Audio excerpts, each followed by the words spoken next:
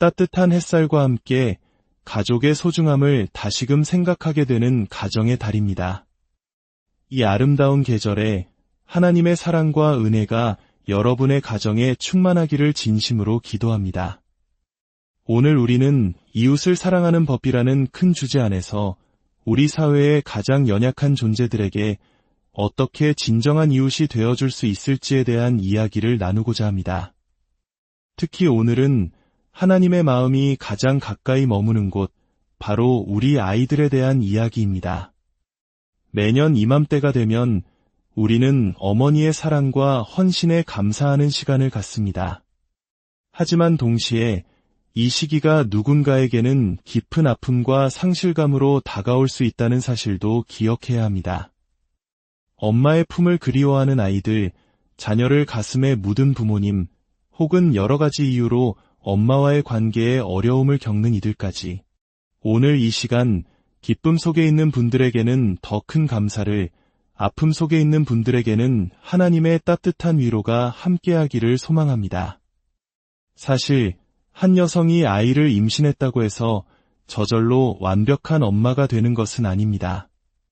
때로는 극심한 중독에 시달리거나 과거의 학대와 상처로 인해 사랑을 주는 법을 배우지 못했거나 정신적인 어려움으로 고통받는 등 아직 아이를 돌볼 준비가 되지 않은 안타까운 상황들이 세상에는 너무나 많습니다.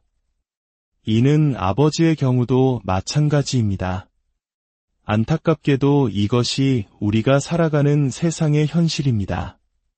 이러한 현실 속에서 지금 이 순간에도 수많은 아이들이 따뜻한 가정의 품을 그리워하고 있습니다. 전 세계적으로 수십만 명의 아이들이 이탁 가정이나 보호시설에서 자신의 이름과 이야기를 들어줄 가족을 간절히 기다리고 있습니다. 어쩌면 이 숫자가 너무 거대해서 막막하게 느껴질지도 모릅니다. 세상에 이렇게나 많은 아이들이 고통받고 있다니, 내가 할 수 있는 일은 아무것도 없겠구나 하고 생각할 수도 있습니다. 하지만 여기서 우리가 반드시 기억해야 할 사실이 있습니다. 바로 세상에는 도움이 필요한 아이들의 숫자보다 그들을 도울 수 있는 예수님의 제자, 즉 그리스도인들의 숫자가 훨씬 더 많다는 것입니다. 그렇습니다. 하나님께서는 바로 교회, 즉 우리들을 통해 이 아이들을 돕기 위한 계획을 세우셨습니다. 교회는 이 일을 위한 하나님의 첫 번째 계획이자 가장 중요한 계획입니다. 예수님의 형제였던 야고보는 그의 서신 한 장 27절에서 하나님 아버지께서 받으시는 순수하고 흠없는 경건이 무엇인지 명확하게 정의합니다. 하나님 아버지 앞에서 정결하고 더러움이 없는 경건은 곧 고아와 과부를 그 환난 중에 돌보고 또 자기를 지켜 새 속에 물들지 아니하는 그것이니라. 가장 순수한 형태의 신앙은 무엇입니까? 그것은 어려움에 처한 고아와 과부를 돌보는 것입니다. 그리고 세상의 죄악으로부터 자신을 지켜 거룩하게 살아가는 것입니다. 하나님께서 기쁘게 받으시는 진정한 믿음은 추상적인 고백에 머무는 것이 아니라 가장 연약한 이웃을 향한 구체적인 사랑의 실천으로 나타나는 것입니다. 이것은 하나님의 마음에 너무나도 깊이 새겨진 명령입니다. 사실 이 마음은 이미 우리 안에도 심겨져 있습니다. 만약 제가 지금 여러분께 3살배기 아기 실비아의 사진을 보여주며 엄마는 약물 중독 치료를 받고 있고 아빠가 누구인지도 모르는 상황이라고 설명한다면 여러분의 마음은 어떨까요? 아마 많은 분들이 즉시 어떻게 도울 수 있죠? 라고 물을 것입니다. 만약 제가 아빠는 감옥에 있고 엄마는 약물 과다 복용으로 세상을 떠나 서로 헤어지지 않기 위해 안간힘을 쓰는 9살 쌍둥이 마이클과 조던의 이야기를 들려준다면 어떨까요? 분명 여러분 중 상당수는 제가 무엇을 해야 하나요? 라며 안타까워할 것입니다. 왜 그럴까요? 여러분이 그들의 얼굴을 보고 이름을 듣고 그들의 이야기를 들었기 때문입니다. 얼굴과 이름, 그리고 이야기는 우리의 마음을 움직입니다. 지금 가정을 필요로 하는 전 세계의 수많은 아이들, 그 아이들 한 명 한 명에게는 각자의 얼굴과 이름, 그리고 가슴 아픈 이야기가 있습니다. 그리고 하나님은 우리 교회가 그들의 이야기에 귀 기울이고 그들의 아픔에 함께하기를 원하십니다. 우리 사회가 겪고 있는 수많은 문제들을 한번 떠올려 보십시오. 깨어진 가정, 아버지의 부재, 이혼, 가난, 약물남용, 범죄, 가정폭력, 인종차별 등 이 모든 문제들로 인해 가장 큰 대가를 치르는 사람은 누구일까요? 바로 우리 아이들입니다. 아이들은 이 문제들을 일으키지도 않았고 스스로 해결할 능력도 없습니다. 하지만 그 모든 고통의 무게를 가장 무겁게 짊어지고 있습니다. 아마도 이것이 하나님께서 시편 82편에서 우리에게 이렇게 명령하신 이유일 것입니다. 가난한 자와 압이 없는 자를 위하여 판단하며 곤란한 자와 빈궁한 자에게 공의를 베풀지며 가난한 자와 궁핍한 자를 구원하여 악인들의 손에서 건질지니라. 하나님은 우리에게 약한 자와 압이 없는 자들을 변호하고 구출하라고 명령하십니다. 이것은 선택사항이 아닙니다. 하나님의 백성에게 주어진 거룩한 의무입니다. 우리는 길에서 다친 아기 토끼를 보면 구해주려 했습니다. 멸종 위기에 처한 동물을 보호해야 한다고 목소리를 높입니다. 하물며 하나님의 형상으로 창조된 연약하고 무방비 상태인 우리 아이들을 구하는 일은 얼마나 더 중요하겠습니까? 하지만 바쁜 일상 속에서 우리는 쉽게 잊어버립니다. 내 아이 키우기도 벅차, 내 문제 해결하기도 힘들어 라며 외면하기 쉽습니다. 그러나 우리 하나님은 우리가 상상하는 것 이상으로 이 아이들을 깊이 사랑하시며 그의 교회인 우리 역시 그들을 돌보라고 부르고 계십니다. 시편 68편 5절과 6절은 하나님이 어떤 분이신지를 아름답게 묘사합니다. 그의 거룩한 처소에 계신 하나님은 고아의 아버지시며 과부의 재판장이시라. 하나님이 고독한 자들은 가족과 함께 살게 하시며 하나님이 무엇을 하시는 분이라고요? 그렇습니다. 하나님은 고독한 자들을 가족과 함께 살게 하시는 분입니다.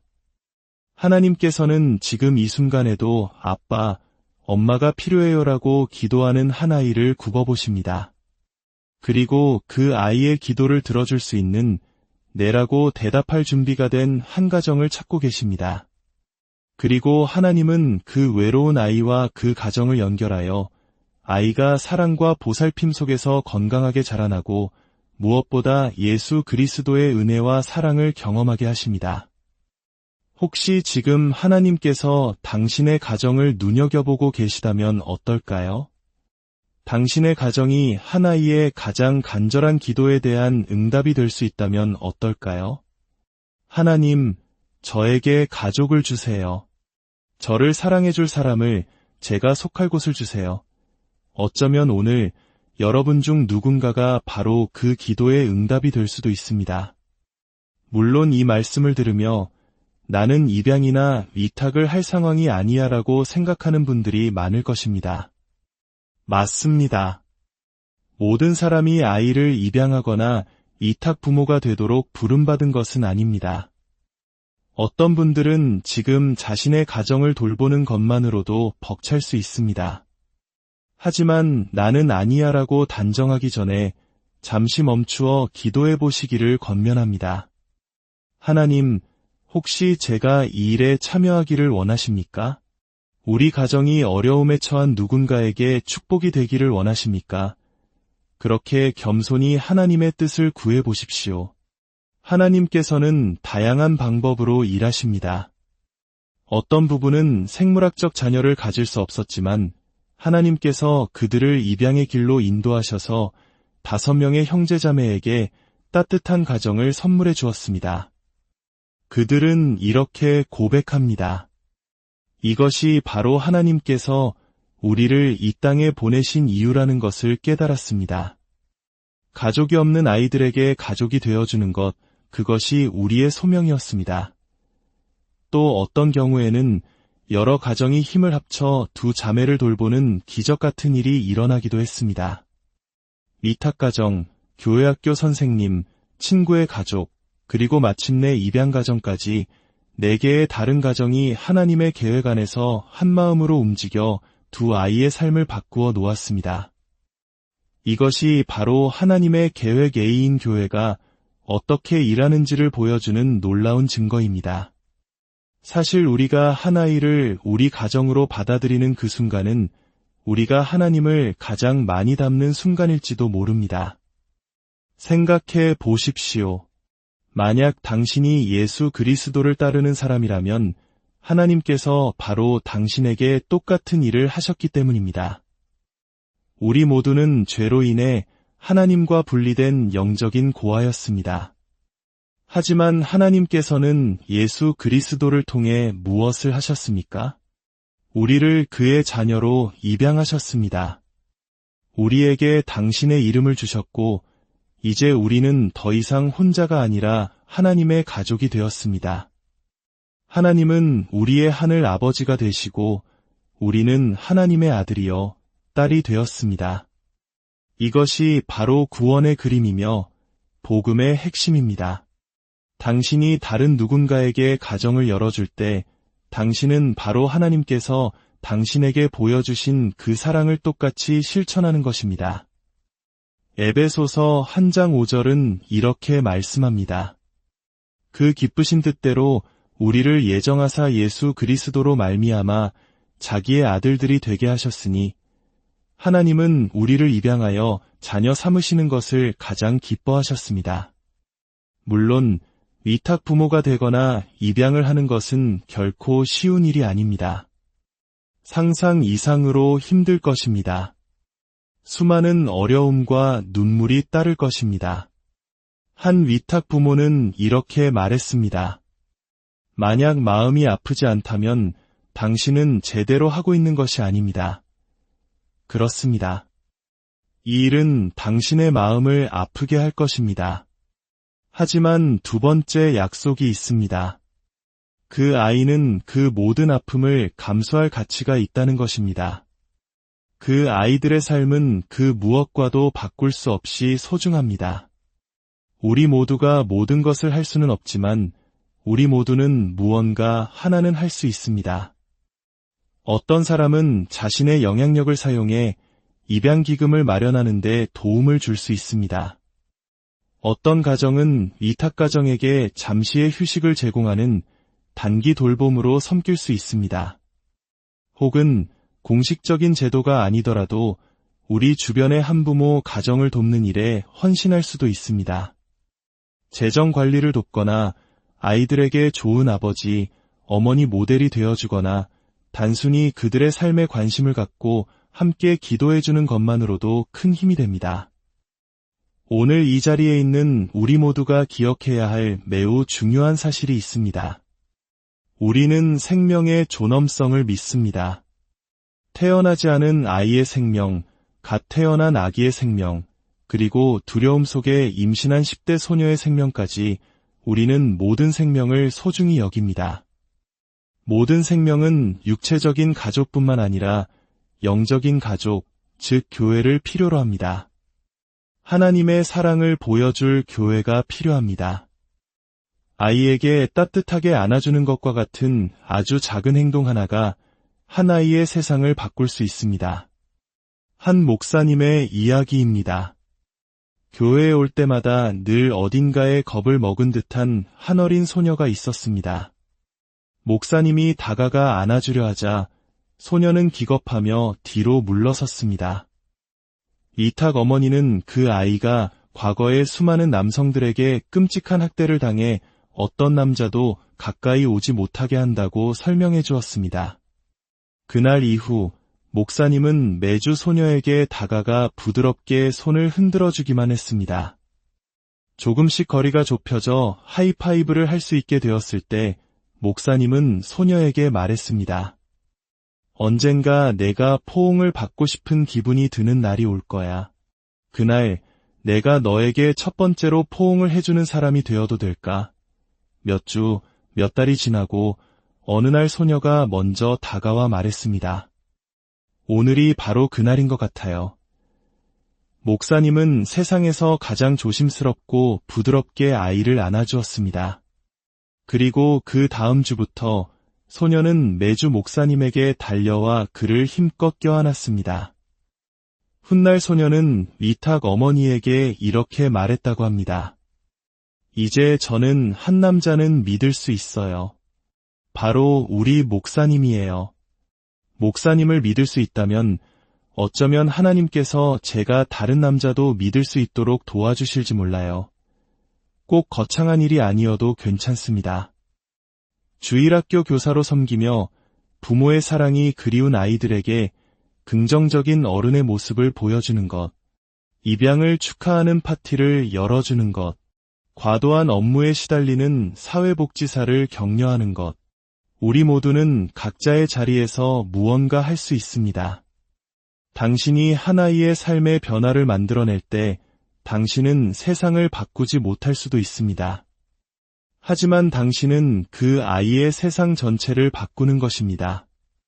한번 꿈꿔봅시다. 만약 우리 교회의 모든 부모들이 하나님의 사랑과 교회의 지지를 느끼며 자녀를 양육하게 된다면 어떨까요?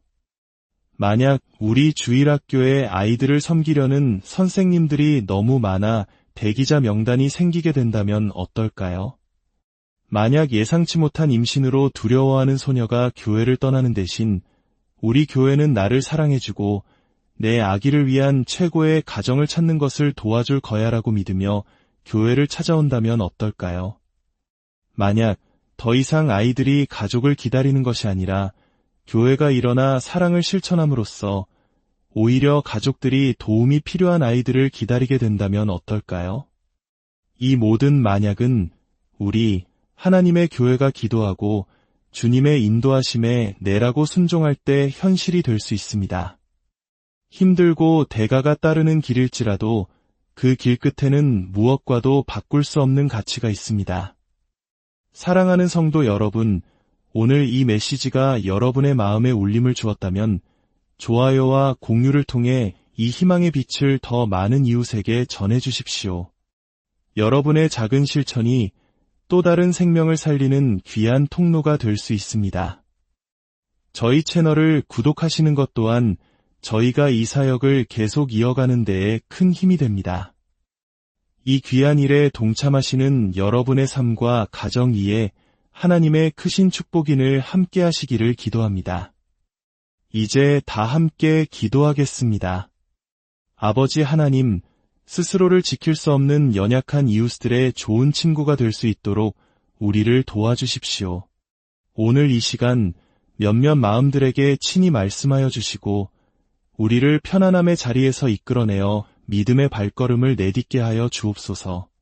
우리 모두가 무언가 할 수 있다는 마음을 주시고 하나님의 사랑을 필요로 하는 아이들을 향해 마음을 열게 하옵소서. 이제는 우리가 순종함으로 하나님의 계획에 동참하여 이 땅의 모든 아이들이 사랑 안에서 안전하게 자라나는 놀라운 역사를 보게 하여 주시옵소서. 우리 모두가 죄에 고하였을 때 우리를 자녀 삼아주신 예수 그리스도의 이름으로 기도드립니다.